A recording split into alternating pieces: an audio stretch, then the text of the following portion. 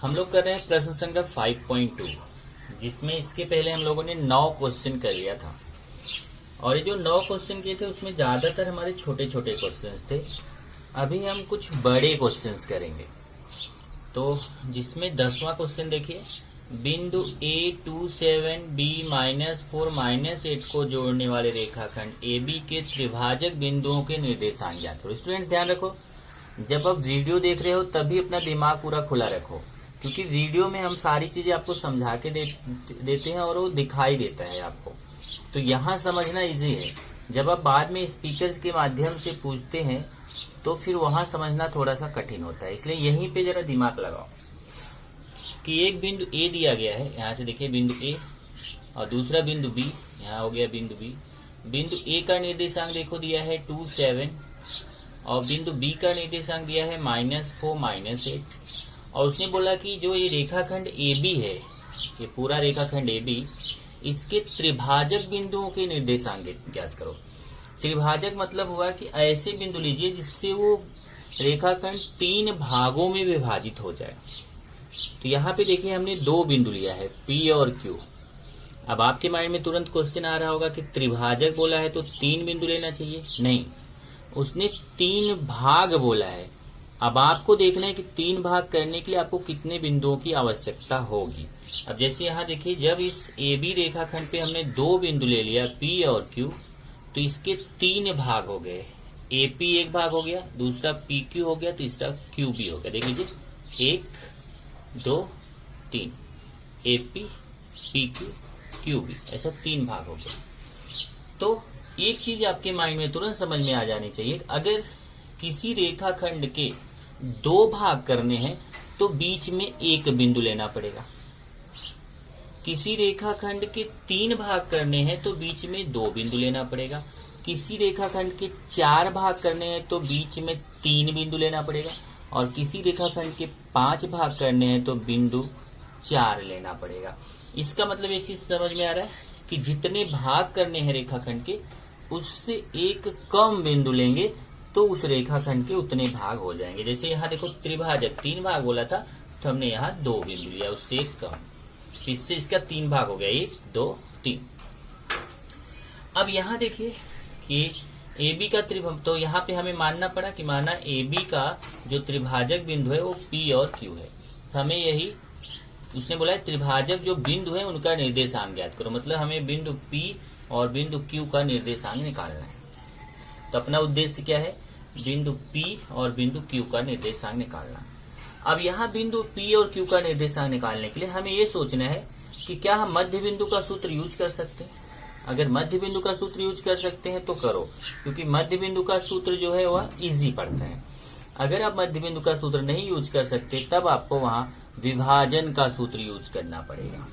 तो जैसे यहाँ देखिए, यहाँ P जो है वह मध्य बिंदु नहीं है देखो, और Q भी मध्य बिंदु नहीं है, तो P भी मध्य बिंदु नहीं है AB का। ये देखो AB के ठीक बीच में P नहीं है और AB के ठीक बीच में Q भी नहीं है, तो P और Q को हम AB की सहायता से प्राप्त नहीं कर सकते हैं। तो अगर हम मध्य बिंदु लगाते हैं तो हमें इसको विभाजन की सहायता से, विभाजन के सूत्र की सहायता से प्राप्त करना पड़ेगा। कैसे जरा देखिए, यहाँ AP PQ और QB तीनों आपस में, तीनों की लंबाई समान है। AP बराबर PQ बराबर QB, AP बराबर PQ बराबर QB। मान लेते हैं कि ये X है, माना तीनों की लंबाई कितना है X। देखो हमने लिखा AP बराबर PQ बराबर QB, X माना। तब हम देखेंगे कि ये जो AP है, इसमें जो बिंदु P है वो उसको AB किस अनुपात में विभाजित करता है। मतलब AP अनुपाते PB निकालें, ध्यान से समझो, AP अनुपाते PB निकालेंगे कि AP और PB का अनुपात कितना है। इससे पता चलेगा कि बिंदु P जो है वह AB को किस अनुपात में विभाजित करता है। यहाँ देखिए AP बटा PB, AP बटा PB का मान निकाल रहे हैं। तो ध्यान से देखो जरा, ये सबसे इंपॉर्टेंट स्टेप है, इसी को समझो, उसके बाद इजी रहेगा। हम क्या निकाल रहे हैं, AP अनुपाते PB। तो यहां से AP बटा PB, अनुपात मतलब क्या होता है, बटा। अब ये AP तो ऐसे ही रहेगा, और PB के देखिए 2 भाग हैं, PQ प्लस QB। पीबी के दो भाग हो गए क्या क्या, P Q plus Q B. तो यहाँ देखिए पीबी की जगह दो भाग कर दिया, P Q plus Q B. तो एपी वैसे ही लिखा और पीबी, एपी क्योंकि अकेला ही है, लेकिन पीबी जो है इसके दो भाग है, पी क्यू और क्यू बी। तो जहां पीबी था वहां हमने P Q plus Q B लिख दिया। अब ये एपी का मान देखिए, एपी का मान एक्स है, तो एपी की जगह एक्स, क्योंकि देखो यहाँ AP P Q Q B तीनों का मान एक्स है, तो एपी की जगह एक्स हम रख सकते हैं। ऐसे पी क्यू का मान भी एक्स है, तो पी क्यू की जगह पे भी एक्स रख दिया। क्यूबी का मान देखो एक्स है, तो क्यूबी की जगह पे भी एक्स रख दिया। ऊपर का एक्स ही रहेगा और नीचे एक्स और एक्स जोड़ के कितना हो जाएगा, 2x। ऊपर का एक्स ही रहेगा, नीचे एक्स और एक्स जोड़ेंगे कितना हो जाएगा, 2x। और यहाँ से एक्स और एक्स काट देंगे तो ऊपर कुछ नहीं बचेगा, मतलब 1 और नीचे कितना 2। तो इस तरीके से एपी और पीबी का अनुपात हो गया 1:2। एपी अनुपाते पीबी कितना हो गया, 1:2। तब इसका मतलब समझ में आ गया कि बिंदु P जो है वह AB को किस अनुपात में विभाजित करता है, 1:2। वैसे भी देखोगे तो आपको समझ में आएगा, ये एक भाग है, ये देखिए AP एक भाग है और PB दो भाग है। तो AP और PB का अनुपात कितना है, 1:2। तो यहाँ पे AP अनुपात PB कितना हो गया, 1:2। तो बिंदु P यह AB को कौन से अनुपात में विभाजित करता है, 1:2 के अनुपात में विभाजित करता है। तब हम यहाँ विभाजन का सूत्र लगाएंगे। तो विभाजन का सूत्र क्या है, यहाँ पे देखिए, तो हम P विभाजन के सूत्र से हम P का निर्देशांक निकालने चल रहे हैं। P बराबर mx2 plus nx1 upon m plus n, याद हो गया होगा आपको ये सूत्र। और y वाला है my2 plus ny1 upon m plus n। अब यही मान हम यहाँ पर रखेंगे। ध्यान रखना, बिंदु P का मान निकाल रहे हैं AB की सहायता से। तो A को हम यहाँ पे x1 y1 पेंसिल से ऐसे लिख लेंगे, A को x1 y1 और B को लिख लेंगे x2 y2। मतलब A का मान हो गया x1 y1, B का हो गया x2 y2। तो x1 का मान 2, y1 का 7, x2 का -4, y2 का -8। चलो इसको मान को रखते हैं। और m अनुपाते n देखिए, ये जो 1:2 है यही हमारा m अनुपाते n है, मतलब m का मान 1 है, n का मान 2 है। अब चलिए रखते हैं। सबसे पहले m, तो m अनुपाते n, तो m का मान 1, n का 2, तो m का मान 1 गुणे x2 का मान यहां से देखिए -4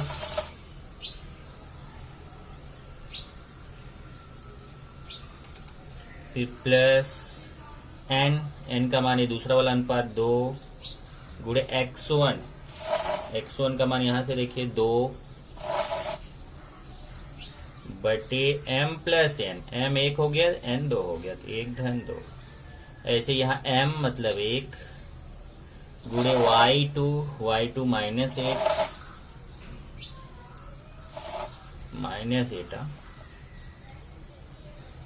फिर प्लस n मतलब 2 गुणे y1 यहाँ से देखिए y1 का मान 7 अपॉन m प्लस n 1 + 2। अब इसका कैलकुलेशन कर लेंगे तो हमें P का निर्देशांक मिल जाएगा। देखिए 1 का ऋण 4 में गुणा ऋण 4, 2 दूना 4 बटे 2 1 3, 1 का ऋण 8 में गुणा ऋण 8, 2 7 14 बटे 3। ये हो जाएगा आपका 4 में से 4 गया 0 बटे 3, 14 में से 8 गया 6 बटे 3। 0 में 3 का भाग देंगे तो 0 आएगा और 6 में 3 का भाग देंगे तो 2 आएगा। इस तरीके से बिंदु P का निर्देशांक आपको पता चल गया। इस तरीके से आपको बिंदु P का निर्देशांक पता चल गया। बिंदु P का निर्देशांक 0 2। अब हम निकालेंगे, ये देखिए बिंदु P का निर्देशांक हमें पता चल गया। बिंदु P का निर्देशांक हो गया 0,2। अब ध्यान से देखें तो PB का मध्य बिंदु Q है, PB का मध्य बिंदु Q है। यहाँ पे भी मध्य बिंदु का सूत्र लगाएंगे। तो आप अब यहाँ देखो PB के ठीक बीच में, तो रेखाखंड पीबी का मध्य बिंदु क्यू है मध्य बिंदु के सूत्र से। अब यहाँ पे हम मध्य बिंदु का सूत्र लगाएंगे। तो मध्य बिंदु का सूत्र क्या है? अब क्यू का निर्देशांक निकाल रहे हैं, तो मध्य बिंदु का सूत्र है x1 plus x2/2 y1 plus y2/2। चलिए मान रखते हैं यहाँ पे। अब ध्यान देना, जब आप बोल रहे हो कि PB का मध्य बिंदु क्यू है, तो P को हम मान लेंगे x1 y1 और B को मान लेंगे x2 y2। ये मान रखेंगे। x1 का मान 0 प्लस x2 का मान -4/2, फिर y1 का मान -2। अब यहाँ एक मिनट, P का मान 2 आया, 0 2, मैंने -2 लिख दिया। P का निर्देशांक कितना है देखो, 0,2, 0 -2 नहीं, 0,2 आया है। तो यहाँ पे ये देखिए, y1 का मान 2 प्लस y2 का मान -8। तो ध्यान देना जरा, यहाँ मिस्टेक से मैंने -2 लिख दिया था। P का निर्देशांक 0 -2 नहीं है, बल्कि 0 2 है। तो y1 का मान 2 प्लस y2 का मान -8। अभी हो जाएगा -4/2, एक मिनट एक स्टेप बढ़ा लेते हैं, 0 प्लस माइनस का गुणा -4/2 और 2 प्लस माइनस का गुणा -8/2। ये आएगा कितना? प्लस माइनस घटता है, बड़ी संख्या का चिन्ह, 4 में से 0 जाएगा, 4 बड़ी संख्या के सामने माइनस, प्लस माइनस घटता है, बड़ी संख्या का चिन्ह, 8 में से 2 गया, 6 बड़ी संख्या के सामने माइनस। ये आएगा, भाग देंगे, 2 दूना 4, 2 तिया 6। इस तरीके से हमें बिंदु क्यू का निर्देशांक पता चल गया। तो यहाँ पे उत्तर आ गया, रेखाखंड AB के त्रिभाजक। अब ध्यान देना, बिंदु त्रिभाजक बिंदु है तो 2 बिंदु है त्रिभाजक। एक मिनट, यहाँ जगह कम पड़ रहा है। AB के त्रिभाजक बिंदुओं के निर्देशांक। तो रेखाखंड AB को 3 भागों में जो विभाजित करना है, उस बिंदु का निर्देशांक क्या क्या है? एक तो 0 2 है, 0 2, और दूसरा -2 -3 है, तथा -2 -3 है। तो त्रिभाजक बिंदुओं के निर्देशांक क्या हो गए? 0 2 और -2 -3। प्रश्न 11 देखते हैं। A -14 -10 तथा B 6 -2 को जोड़ने वाले रेखाखंड AB को 4 सर्वांगसम रेखाखंडों में विभाजित करने वाले बिंदुओं के निर्देशांक ज्ञात कीजिए। अब देखिए, इसके पहले क्वेश्चन में 3 सर्वांगसम रेखाखंड बोला था, अभी कितना बोला है? 4 सर्वांगसम रेखाखंड। तो 4 सर्वांगसम रेखाखंडों में विभाजित करने वाले बिंदुओं के निर्देशांक आपको ज्ञात करने। तो यहाँ पे A -14 -10 और B देखिए, A का निर्देशांक -14 -10, B का निर्देशांक 6 -2।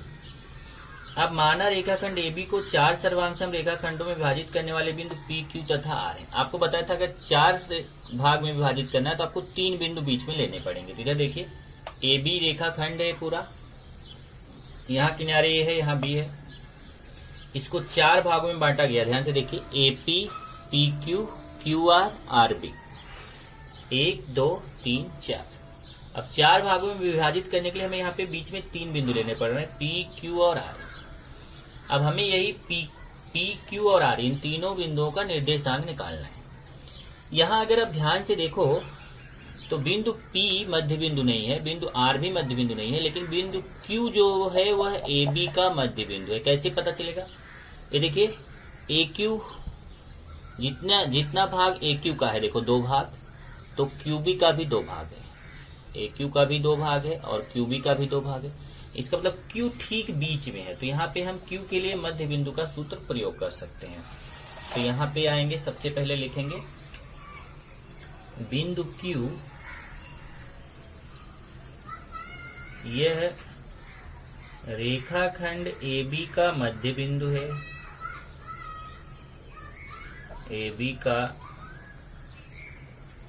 मध्य बिंदु है मध्य बिंदु के सूत्र से।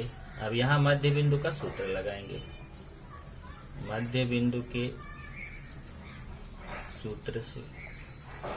अब Q निकालेंगे तो मध्य बिंदु का सूत्र क्या होता है, x1 plus x2 upon 2 y1 plus y2 upon 2।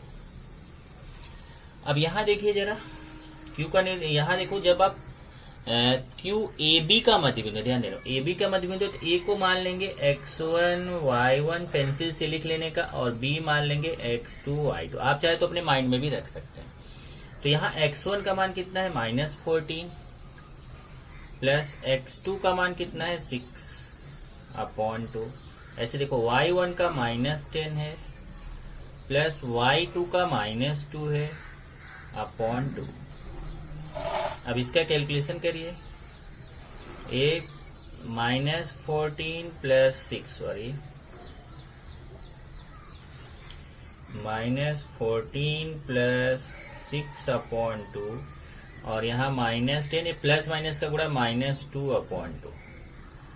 ये आएगा -8 अपॉन 2, ये आएगा -12 अपॉन 2,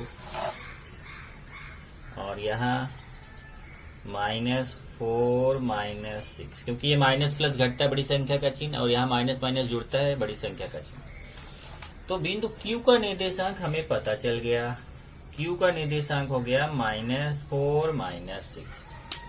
अब देखिए, ये जो मैंने यहाँ x1 y1 x2 y2 लिखा था, अब मेरा काम हो गया, मैं इसको ये ऐसे रफ कर दिया, ये पेंसिल से लिखने का। अब हमें बिंदु Q का निर्देशांक पता चल गया, बिंदु Q का -4 -6।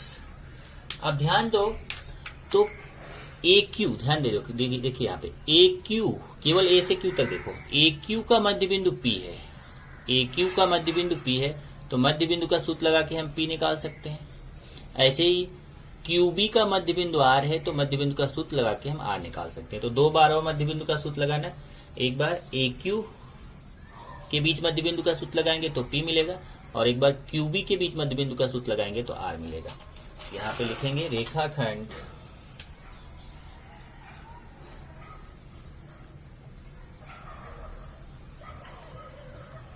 AQ का मध्य बिंदु P है, इसलिए मध्य बिंदु के सूत्र से।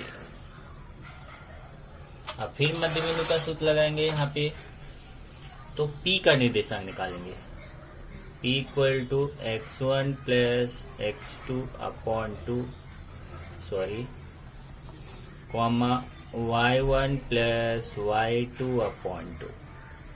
अब चलिए मान रखते हैं। अब ध्यान देना, अब AQ का मध्य बिंदु P है, तब हमें A और Q से मतलब है, तो A को मान लेंगे x1 y1 और Q को मान लेंगे x2 y2 पेंसिल से। अब मान रखेंगे, x1 का मान -14 प्लस x2 का मान -4 अपॉन 2, y1 का मान -10 प्लस y2 का मान -6 अपॉन 2। ये आएगा -14 प्लस माइनस का गुणा -4 अपॉन 2, और -10 प्लस माइनस का गुणा -6 अपॉन 2। अब माइनस माइनस जोड़ा जाता है तो 14 4 18 -18 अपॉन 2, सॉरी, और माइनस माइनस जोड़ा जाता है तो -16 अपॉन 2। एक भाग देंगे 2 से तो -9, यहाँ 2 से भाग देंगे तो -8। इस तरीके से आपको बिंदु P का निर्देशांक पता चल गया। तो बिंदु Q का निर्देशांक आया था -4 -6, और बिंदु P का निर्देशांक पता चल गया -9 -8। इसलिए P बराबर हो गया -9 -8। अब जैसे P निकाला वैसे अब QB का मध्य बिंदु R है। पहले मैं इसको रफ कर देता हूं, फिर लिखूंगा रेखाखंड रेखाखंड QB का मध्य बिंदु R है। QB का मध्य बिंदु R है, इसलिए मध्य बिंदु के सूत्र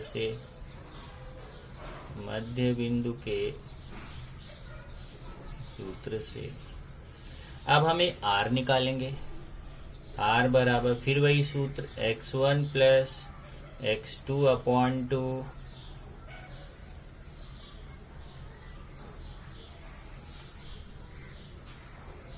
comma y1 plus y2 upon 2। अब ध्यान देना, अब QB से हमारा मतलब है, क्योंकि QB का मध्य बिंदु आ रहा है तो Q को मान लिया x1 y1 और B को मान लिया x2 y2। अब चलिए मान रखते हैं, x1 का मान -4 है तो x1 की जगह -4 प्लस x2 का मान 6 है तो 6 अपॉन 2। अब y1 का -6 है प्लस y2 का -2 है अपॉन 2। कैलकुलेशन करते हैं, -4 प्लस 6 अपॉन 2, यहाँ प्लस है, एक मिनट, -4 प्लस 6 अपॉन 2, यहाँ देखिए -6 प्लस माइनस का गुणा -2 अपॉन 2। ये माइनस प्लस घटेगा तो बड़ी संख्या का चिन्ह, माइनस माइनस जुड़ेगा तो बड़ी संख्या का चिन्ह। ये आएगा 2 1 के 2 और ये 2 चौक 8, तो आ गया 1 -4। तो इस तरीके से R का निर्देशांक पता चल गया हमें 1 -4। तो इस तरीके से हमने तीनों बिंदुओं का निर्देशांक निकाल लिया। बिंदु P का निर्देशांक -9 -8, बिंदु Q का निर्देशांक -4 -6 और बिंदु R का 1 -4। और यहाँ हमने सूत्र कौन सा लगाया, मध्य बिंदु का सूत्र यहाँ पे प्रयोग किया। प्रश्न 12 देखते हैं। A का निर्देशांक 20 10 है, B का 0 20 है, को जोड़ने वाले रेखाखंड AB को 5 सर्वांगसम रेखाखंडों में विभाजित करने वाले बिंदुओं के निर्देशांक ज्ञात। अब देखिए, इसके पहले 3 सर्वांगसम रेखाखंड विभाजित करने वाले, फिर 4, फिर 5, अब 5 वाला आ गया है।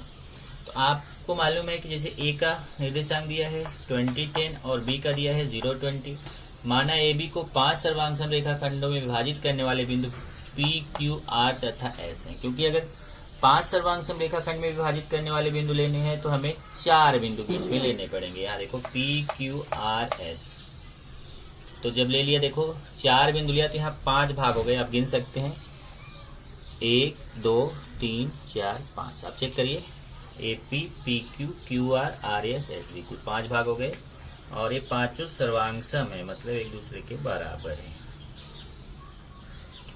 तब हमें क्या करना है, हमें ये चारों बिंदुओं के निर्देशांक निकालने हैं। अब यहाँ पे अगर आप देखो तो AB का मध्य बिंदु न तो P है, न Q है, न R है, न S है। जब मध्य बिंदु एक भी नहीं है तो हम मध्य बिंदु का सूत्र नहीं लगा सकते। यहाँ पे हमें सबसे पहले विभाजन का सूत्र लगाना पड़ेगा। तो मान लेते हैं कि पहले P का निकालें। अगर आप चाहे तो किसी दूसरे का भी निकाल सकते हो पहले, जैसे मैं यहाँ P का निकाल रहा हूँ, आप कोई दूसरा निकाल सकते हैं पहले। तो बिंदु P पहले पता करेंगे कि AB को किस अनुपात में विभाजित करता है। तो यहाँ AP बराबर PQ बराबर QR बराबर RS बराबर SB, इसको X मान लिया। तो इसका मतलब AP PQ QR RS SB सबका मान X X X X X है। तब हम AP बटा PB निकालेंगे।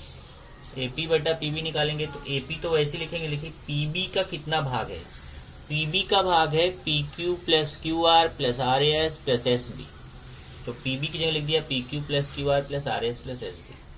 अब AP का मान यहाँ से देखो X है तो AP की जगह X लिख दिया, फिर PQ का मान भी X है तो PQ की जगह X लिख दिया, QR का मान भी X है तो QR का मान भी X लिख दिया, RS का मान भी X है तो RS की जगह पे X लिख दिया, SB का मान X है तो SB की जगह पे भी X लिख दिया।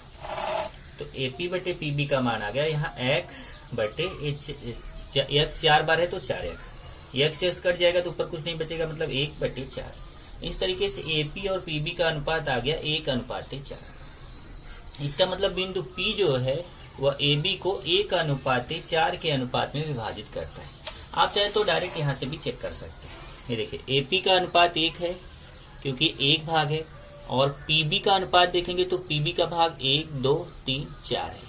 तो PB का भाग 4 है, AP का भाग 1 है। इससे भी पता चल रहा है कि बिंदु P AB को 1:4 के अनुपात में विभाजित करता है। अब यहाँ विभाजन का सूत्र लगाएंगे, mx2 plus nx1 upon m+1 my2 plus ny1 upon m+1। चलिए मान रखते हैं, ये हमारा 1:4 m/n है, मतलब m का मान 1 है, n का मान 4 है। और यहां से जब हम a b ले रहे हैं तो a को हम यहां मान के चलेंगे x1 y1 और b को मान के चलेंगे x2 y2। अब चलिए मान रखते हैं, पहले m का मान कितना है 1 गुणे फिर x2 का मान 0 प्लस फिर n का मान कितना है 4 गुणे फिर x1 का मान 20 बटे m+n मतलब 1+4। ऐसे फिर m मतलब 1 गुणे फिर y2 का मान 20 तो y2 का मान 20 प्लस n का मान 4 गुणे फिर y1 का मान 10 यहाँ 10 बटे m+n मतलब 1+4। कैलकुलेशन करते हैं इसका, 1 में 0 का गुणा 0, 4 में 20 का गुणा 80 बटे 1 में 4 जोड़ेंगे तो 5, 20 1 के 20, 4 में 10 का गुणा 40 बटे 4 1 5, ये हो जाएगा 80 बटे 5, ये हो जाएगा 60 बटे 5, भाग देंगे तो 80 में 5 का भाग देंगे तो 16, 60 में 5 का भाग देंगे तो 12। इसलिए हमें बिंदु P का निर्देशांक पता चल गया। बिंदु P का निर्देशांक हो गया 16,12। अब हमने P का निर्देशांक पता कर लिया, हमें P का निर्देशांक पता चल गया, यहाँ P का हो गया 16,12। अब हम एक एक करके निकालेंगे बाकी जो 3 बिंदु है। अब ध्यान से अगर देखो तो PB, अब एक को छोड़ दो, PB का मध्य बिंदु R है। देखो PB का मध्य बिंदु R कैसे पता चलेगा, क्योंकि PR के बीच देखो 2 भाग है और RB के बीच भी 2 भाग है, तो PB का मध्य बिंदु क्या है R है। तो यहाँ मध्य बिंदु का सूत्र लगा के R निकाल सकते हैं। तो रेखाखंड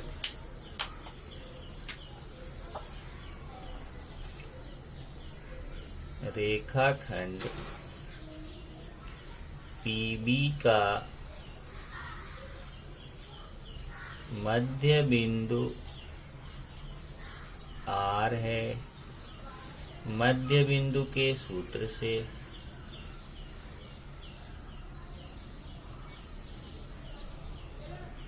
अब मध्य बिंदु का सूत्र लगा के R निकालेंगे। सूत्र क्या होता है, x1 plus x2 upon 2 y1 plus y2 upon 2। चलिए मान रखते हैं। यहाँ देखिए, अब आप PB ले रहे हो, PB, तो इसको मैं रफ कर देता हूं। अब हमें P को लेना है x1 y1 और B को लेना है x2 y2 बराबर।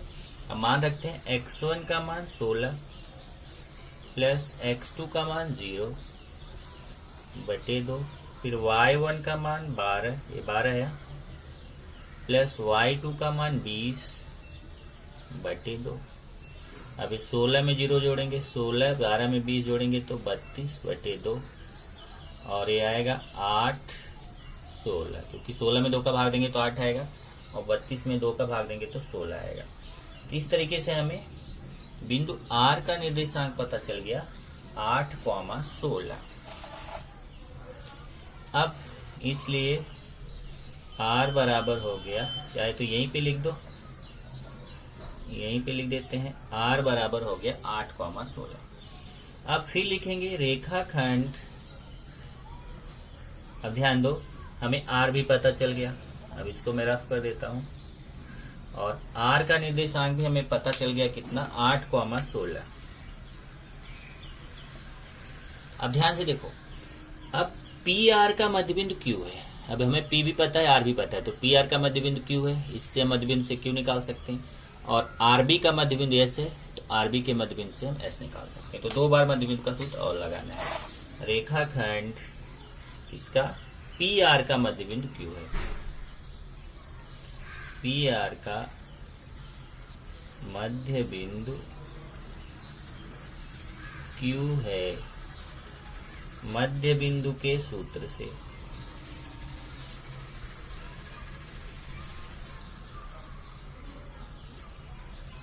Q बराबर सूत्र वही x1 plus x2 upon 2 y1 plus y2 upon 2 मान रखेंगे।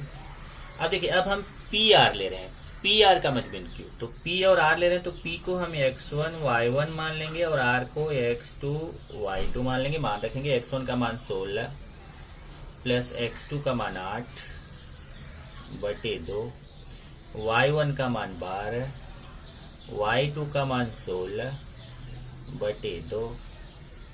ये जोड़ेंगे तो 34 बटे 2, ये जोड़ेंगे तो 28 बटे 2, भाग देंगे तो 17। तो इस तरीके से हमें एक Q मिल गया। Q का निर्देशांक क्या मिल गया? 2 से 34 में भाग देंगे तो 17, 2 से 28 में भाग देंगे तो 14। तो Q का निर्देशांक हमें पता चल गया 17,14। फिर से चेक कर लेते हैं। यहाँ पे Q का निर्देशांक x1 का मान 16, x2 का 8, नहीं 16 8 34 नहीं 16 8 24, और 24 में 2 का भाग देंगे तो 12, तो 12,14। ये देखिए, 16 में 8 जोड़ेंगे तो 24 बटा 2, 12 में 16 जोड़ेंगे तो 28 बटा 2, 24 में 2 का भाग देंगे तो 12 आएगा, 28 में 2 का भाग देंगे 14 आएगा। अब हमें Q का निर्देशांक पता चल गया। ऐसे ही फिर मैं इसको रफ कर देता हूं। अब मुझे आरबी का मध्य बिंदु एस है, तो लिखेंगे रेखाखंड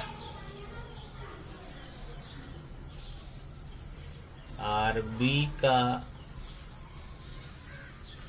मध्य बिंदु